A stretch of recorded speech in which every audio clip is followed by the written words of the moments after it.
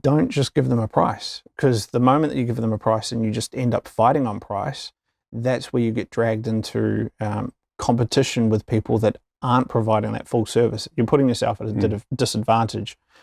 Sharing that information is valuable. Well, they're in front of you. They're asking for a service. You're going to explain what you're going to do and how you're going to do it. But you need to do it in a way that they trust what you're going to say. Price should always be the last conversation. Price is not value. You need to explain the value first.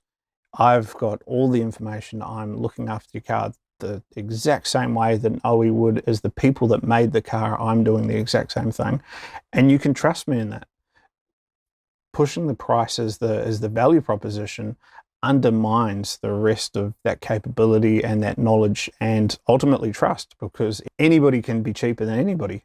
It's not a long-term strategy for a workshop to contain and retain a customer. Yeah, it's interesting because they call it a service department, don't they? Yep. Because that's what it does. It Service. services not only the cars, but the customers.